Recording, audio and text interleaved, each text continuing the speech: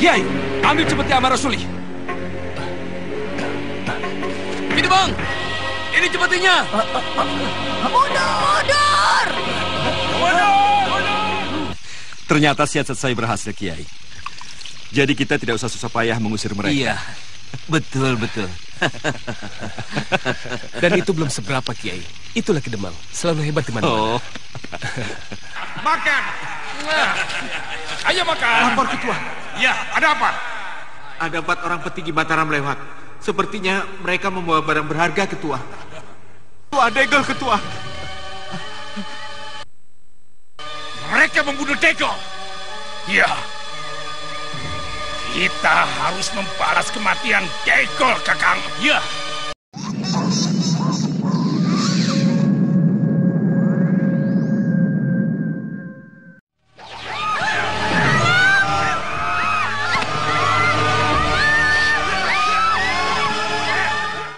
Di awal episode ini, kita menuju pada gerombolan perampok Branjang Kawat, di mana pada saat itu mereka sedang melakukan kekacauan, menjarah kampung-kampung di wilayah Kadipaten Tuban.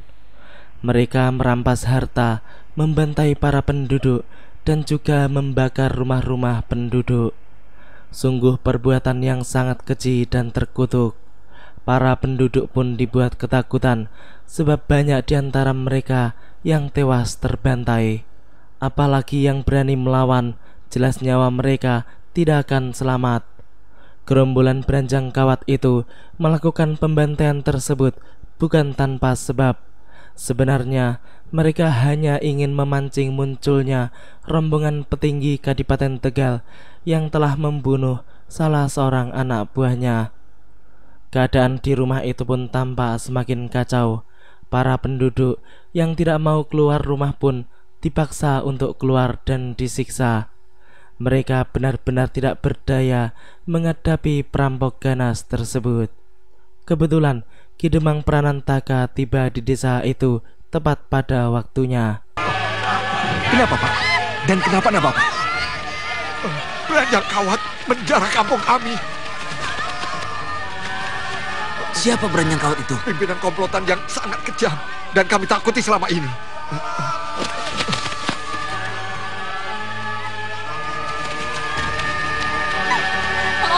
Tolong, anak gadis saya dibawa komplotan Branjang Kawat. Anak gadis saya juga. Tenang, Saya Pak. dibawa semua dan sekarang saya tidak punya apa-apa lagi. Iya, Pak Kiai. Tolong kami, Pak Kiai. Tenang. Di mana Branjang Kawat itu? Justru itu, Pak Kiai. Kami tidak tahu, Pak Kiai. Sarang mereka selalu berpindah-pindah, Pak Kiai. Kita harus menolong mereka. Bagaimana menurut pendapat Kiai? Ya, harus. Wajib bagi kita menumpas kejahatan. Dan haram hukumnya kalau kita hanya berdiam diri. Jadi kita cari Branjang Kawat sampai ketemu. Pak Kiai, kami permisi dulu, Pak Kiai. Iya. Untuk mencari gerombolan Branjang Kawat, Kiai Basari pun kemudian mengusulkan agar rombongan dibagi menjadi 2. Ia dan Kiai Jabat akan mencari ke arah utara, sedangkan Kidemang Pranantaka dan Sujana mencari ke wilayah selatan. Setelah semuanya setuju, mereka pun kemudian segera pergi ke arah masing-masing untuk segera mencari gerombolan perampok tersebut. Di sisi lain, tampak Grandong yang sedang kesal dan marah. Ia merasa telah bosan dengan penyamarannya selama ini menjadi Ki Wanakerta, sebab gerak-geriknya selalu terbatas dan ia tidak bebas melakukan apapun yang ia inginkan. Mak Lampir pun menyuruhnya untuk bersabar, namun makhluk jelek itu justru menjadi semakin kesal. Apalagi mereka telah kehilangan banyak tokoh-tokoh besar golongan hitam yang telah tewas di tangan orang-orang sakti golongan putih seperti Gundala Seta, Pengemis Tangan Seribu, Ki Bagaspati, ataupun Tirta dan Citra Sena. Namun walaupun begitu, Mak Lampir tetap menginginkan agar Grandong tetap menjadi Ki Wanakerta, sebab perseteruan antara Kadipaten Rembang dan Kudus belum selesai. Mak Lampir, aku sudah bosan terus duduk mencangklung di istanamu ini. Sekali-sekali aku ingin ikut meramaikan di medan Yuda. Narasura, kau boleh melakukan apa saja semaumu. Tapi ingat, Kau harus waspada apabila kau bertemu dengan orang-orang seperti Gudala Seta, Kiai Jamas, dan pengemis tangan 1000. Kalau kau bertemu dengan mereka, lebih baik kau menghindar. Ingat si kata Kili. Dia tewas karena dia tidak menghiraukan peringatanku. Tapi dari pihak kita selalu terdesak terus. Orang-orang yang menjadi andalan kita tewas satu persatu. Aku akan menghadap Ditya Kalamercu. Dia pasti mau membantu. Lampir, kau datang lagi. Apa yang kau inginkan? Si lampir itu pun kemudian kembali menghadap pada Pukulun Kalamercu yang merupakan dewa hitam sesembahannya. Nenek setan itu pun mengatakan bahwa ia ingin meminta bantuan. Namun dewa kegelapan itu tampak memarahi si lampir, sebab momong murka dan makhluk-makhluk sakti lainnya yang pernah diberikan olehnya telah disia-siakan oleh nenek setan tersebut. Namun walaupun begitu, Pukulun Kalamercu itu pun tetap kembali memberikan sebuah hadiah kepada si lampir, yaitu siluman air Kaladumpaksa yang akan dijadikan sebagai sekutu nenek peot tersebut. Air dalam botol ini adalah jelmaan siluman air Kaladumpaksa. Siramkan air ini ke tempat di mana Arya Soma dimusnahkan oleh pengemis tangan 1000.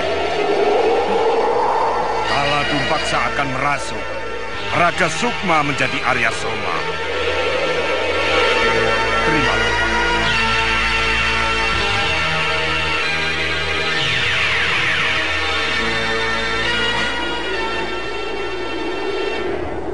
Maaf Eyang Pukulun, kalau boleh hamba tahu bagaimana kesaktian Kaladumpaksa?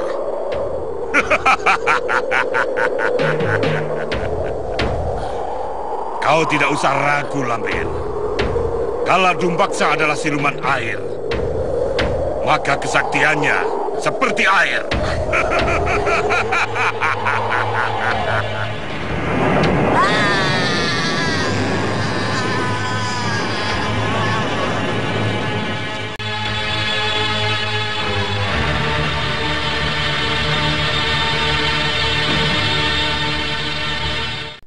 Si lampir itu pun kemudian mengadakan upacara kecil-kecilan di atas kuburan Arya Soma.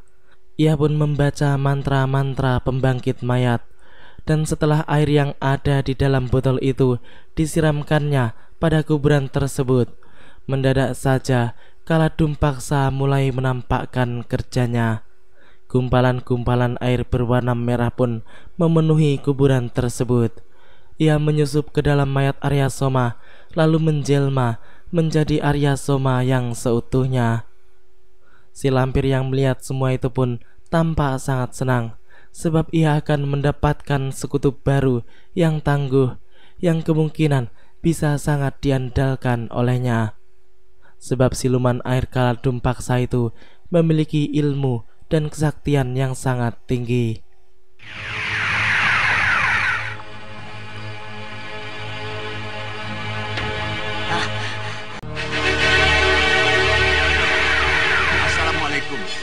Waalaikumsalam. Ada apa Kalagondang? Mak Lampir mendapat bantuan dari Ditya Kalamercu, Kiai. Apa? Apa yang dia peroleh dari Dewa Kegelapan itu? Dia mendapatkan Kaladumpaksa, jelmaan kembali dari Arya Soma, Kiai. Celaka. Alamat kita akan dibikin repot lagi oleh manusia itu. Kiai, tolong temui Kiai Jamas dan biarkan aku sendiri di sini. Hati-hati, Kiai. Kalau ada apa-apa, hubungi aku dengan aji gerak rasamu. Iya. Ayo Kalagondang.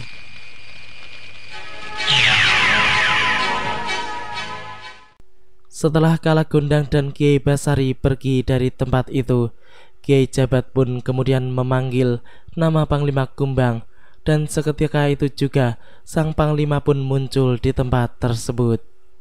Raja Siluman Harimau Kumbang itu pun diminta oleh Kiai Jabat untuk menemani dirinya guna mencari Beranjang Kawat.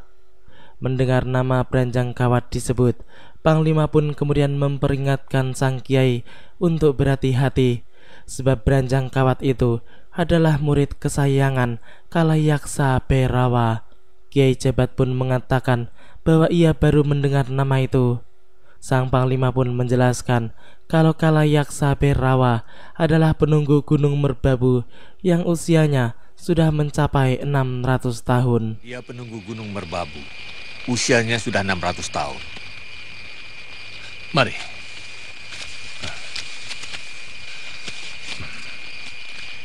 Begini, Datu. Aku dan Ki Demang Pranantaka serta Sujana sedang mencari Beranjang Kawat untuk memusnahkannya. Jadi Datuk harus ikut, membantu kami kalau kami harus berhadapan dengan Kalayaksa Bhairawa yang menjadi andalan dari Beranjang Kawat. Apakah Datuk bersedia? Insya Allah, Kiai. Di hari itu, tampak Narasura yang sedang mengamuk menghancurkan para prajurit Kadipaten Rembang. Sekutu Mak Lampir yang satu itu memang tidak betah hidup kalau ia tidak membunuh orang. Namun sayang, orang-orang yang dilawannya tersebut hanyalah prajurit-prajurit biasa yang tidak memiliki kepandaian. Jelas saja ia akan meraih kemenangan. Setan berambut merah itu benar-benar ganas. Kini ia mulai menggunakan ilmu kesaktiannya untuk membantai para prajurit Rembang. Senopati Wibisana yang melihat pasukannya hancur berantakan pun kemudian menyuruhnya untuk mundur sebagai bentuk perlindungannya terhadap prajurit-prajuritnya tersebut. Siapa kau? Aku Wibiksana. Aku yang bertanggung jawab atas keselamatan para prajurit yang kau bunuh. Oh, rupanya kau yang menjadi tameng dada dari para kurcaci di sini, ha? Kau sudah membunuh orang-orang yang tidak berdosa. Aku memang suka membunuh. Kau mau apa, ha? Aku akan menghentikannya. Apa kau mampu mencegahku, ha?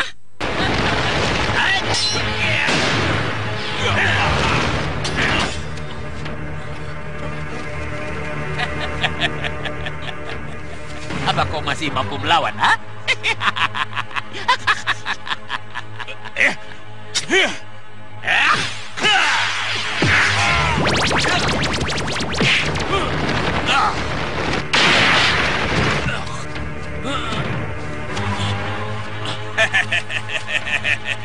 Belum tahu dia.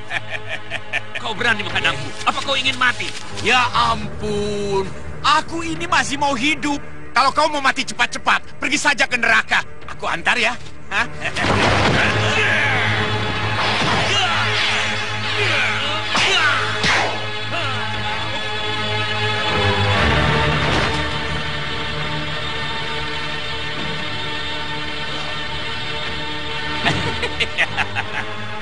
Waras, ayo keluarkan kesaktianmu, ha?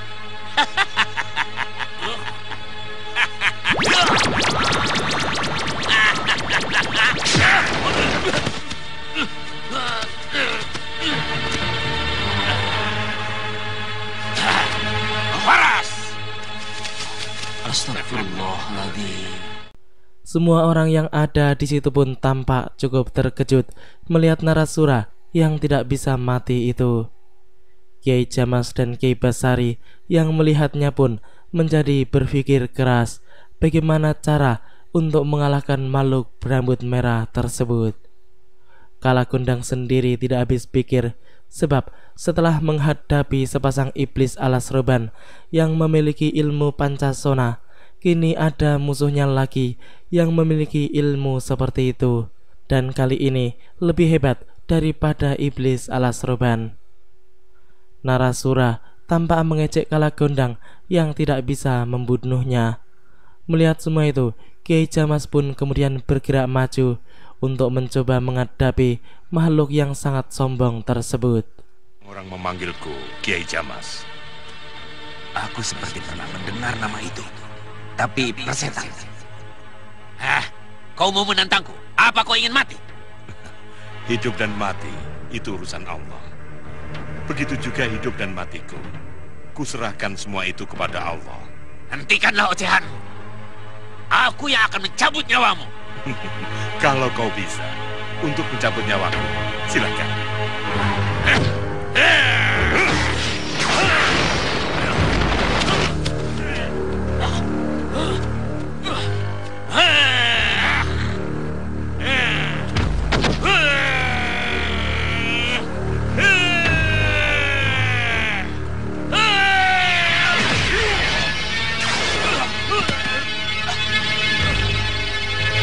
Narasura, bandel. Ada apa, Mak? Mak Lampir di saat itu tampak kesal melihat Narasura yang nekat melawan Kiai Jamas. Padahal sebelumnya setan berambut merah itu telah diperingatkan keras olehnya. Nenek setan itu pun menyuruh Arya Soma alias Kaladum Paksa untuk melihat paso benggalanya agar siluman air tersebut tidak bandel seperti Narasura. Ketika itu Narasura sedang menggempur Kiai Jamas dengan mengumbar ilmu kesaktiannya.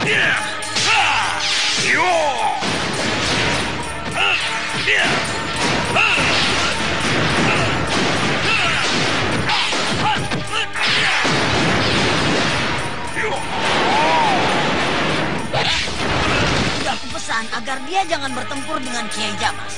Tapi dia tidak menghiraukan larangannya. Narasura kan mempunyai ajian Rahyuning Pertiwi. Dia tidak akan bisa terbunuh, Mak Lampir. Kiai Jamas dan sahabat-sahabatnya itu orang-orang yang sulit untuk dikalahkan.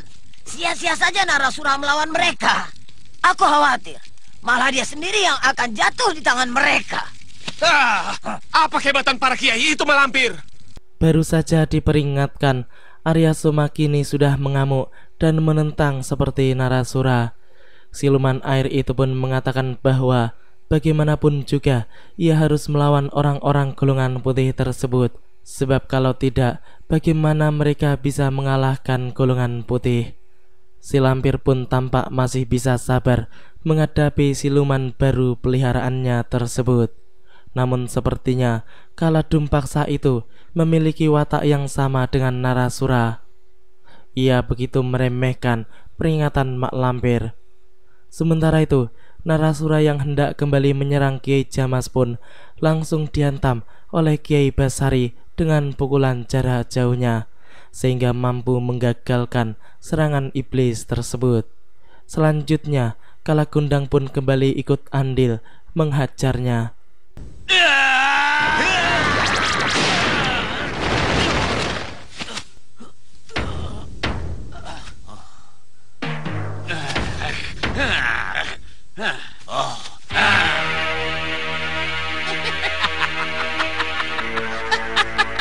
Ayo maju semua, kerahkan kesaktian kalian.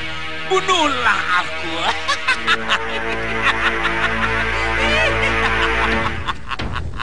Kiai, aku ada akal. Kalagundang, dia pasti sedang mengatur rencana busuk. Mak Lampir tampaknya sudah bisa membaca apa yang akan dilakukan oleh Kalagundang dan para kiai tersebut. Nenek setan itu pun kemudian mencoba untuk memperingatkan Narasura agar segera kabur dari tempat pertarungannya. Namun setan berambut merah itu justru menantang Kiai Jamas untuk membunuhnya. Peringatan Mak Lampir sama sekali tidak dihiraukannya. Bahkan ia malah menyuruh lawan-lawannya itu untuk mengatur siasat sebaik mungkin untuk bisa mengalahkan dirinya. Akan tetapi ia memastikan bahwa lawan-lawannya itu tidak akan bisa membunuhnya. Kiai Jamas pun mengatakan bahwa dirinya tidak percaya kalau Narasura tidak bisa dibunuh. Mendengar hal itu, makhluk jelek tersebut pun justru tertawa mengejek sang kiai. Kalau belum puas, ayo kita coba lagi.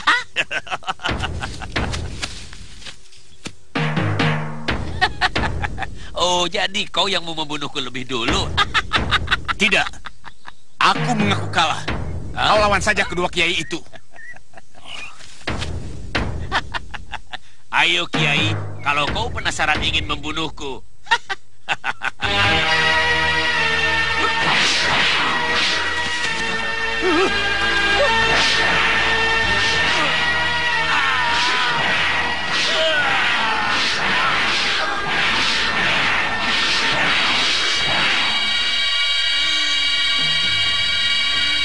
Wah, kita harus bantu Narasura, Malampir. Tidak, aku tidak suka orang yang menentang perintahku.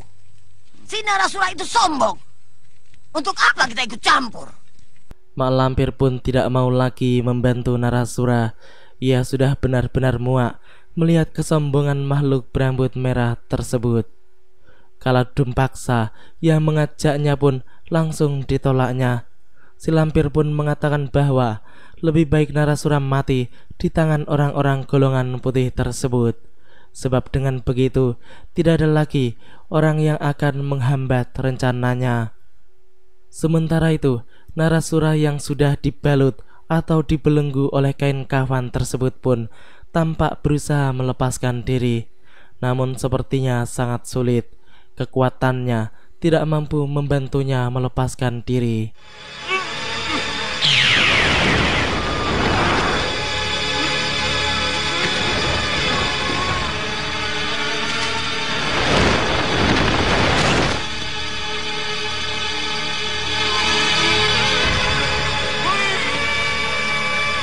Saatnya untuk dibunuh, Kiai.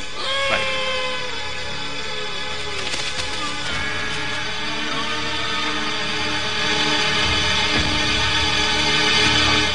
Siapkan cupu. Baik, Kiai. Bismillah.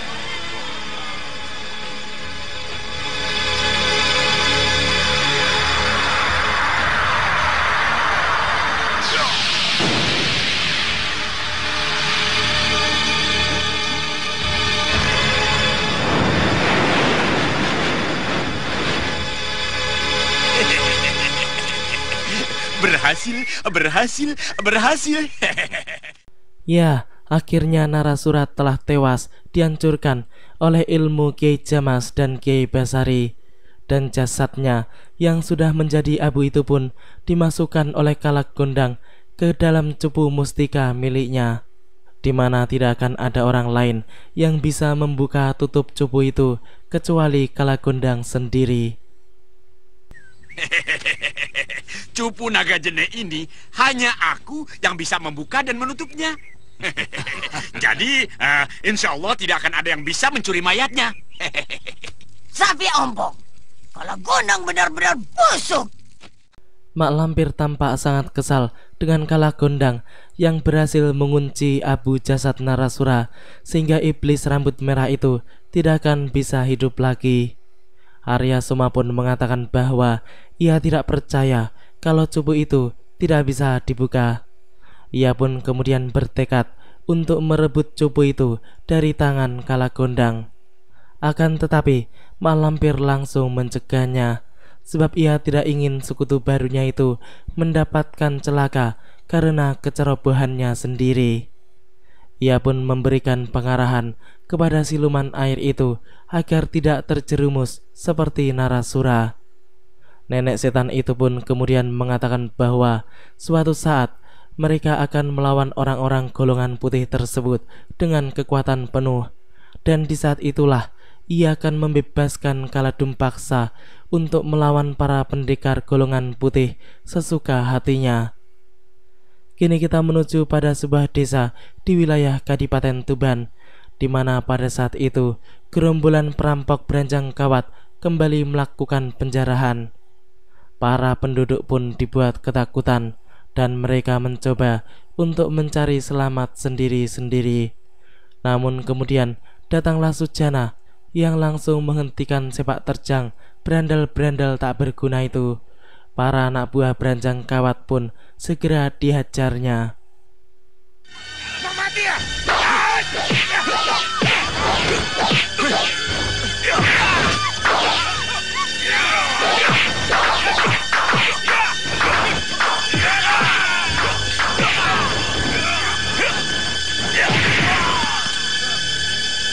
Mundur! Dari mana kamu? Aku dari Tegal. Hei, siapa namamu? Namaku Sujana. Berani-beraninya kau melawan kami. Kau belum tahu siapa kami? Aku tahu. Kalian perampok dan pembunuh yang harus dilenyapkan dari muka bumi ini. Ternyata Sujana datang bersama dengan majikannya Ki Demang Pranantaka alias Gendawar. Namun Gendawar hanya mengintai dari jauh saja, sebab ia telah menyerahkan masalah tersebut kepada Sujana. Demang Pranantaka itu pun juga ingin mengetahui seberapa hebat abdinya itu bisa menaklukkan gerombolan perampok yang sangat ditakuti. Ki Branjang pun menantang Sujana untuk bertempur selama 50 jurus, dan jika dalam 50 jurus ia tidak bisa mengalahkan Sujana, maka ia akan membebaskan pemuda itu untuk pergi kemanapun. Ki Kawat pun kemudian merasa harus ikut dalam pertempuran itu, sebab ia dan kakaknya itu tidak bisa dipisahkan. Melihat semua itu, Sujana pun kemudian menyuruh kedua orang itu untuk maju bersama-sama melawan dirinya, dan ia akan mengalahkan mereka berdua dalam 50 jurus. Kalau begitu, majulah kalian berdua. Aku akan mengalahkanmu kurang dari 50 jurus. Hah, sombong sekali. Ayo buktikan. Biar aku yang membunuhnya. Adik Kawat, jaga-jaga. Jangan sampai dia lari.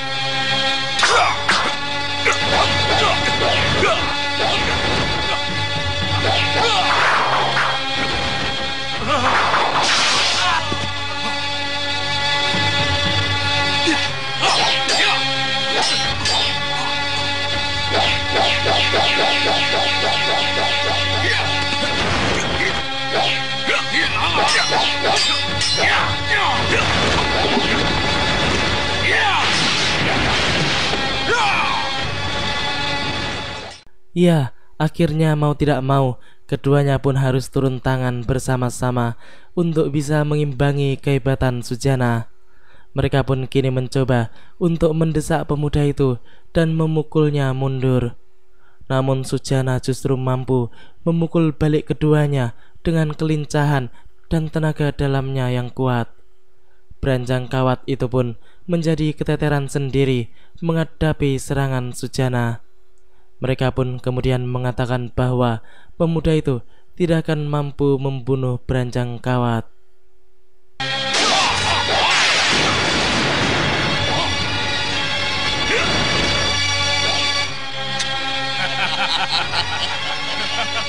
Kau tidak akan bisa membunuhku, bocah.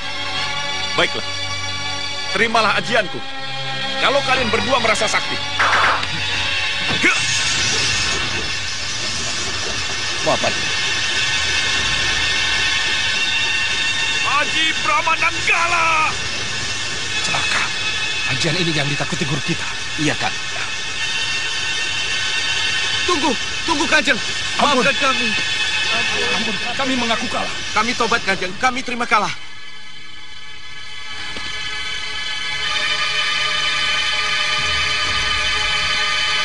Kanjeng, mereka sudah mengaku bertobat. Terserah mereka mau diapakan. Silakan Kanjeng yang memutuskan. Ki Demang Pranantaka yang sudah berada di tempat tersebut pun kemudian mengatakan bahwa dirinya mau memaafkan gerombolan Branjang Kawat itu, namun dengan satu syarat, bahwa mereka harus membubarkan gerombolan tersebut dan mereka harus menjadi orang baik-baik, meninggalkan kesesatannya. Jika kalian semua kembali ke jalan kejahatan, awas, kami akan mencari kembali kalian. Dan jangan harapkan kalian bisa hidup. Kami janji, Kanjeng. Apa? Si Katakili tewas. Benar, Gusti. Kakang Katakili tewas dibunuh manusia di Kalibantaran. Demikianlah alur cerita di episode kali ini. Nantikan kelanjutan kisahnya di episode yang akan datang. Terima kasih bagi teman-teman semua yang udah mau nonton. Jangan lupa like, comment, subscribe, dan share. Dan juga nyalain notifnya. Wassalamualaikum warahmatullahi wabarakatuh.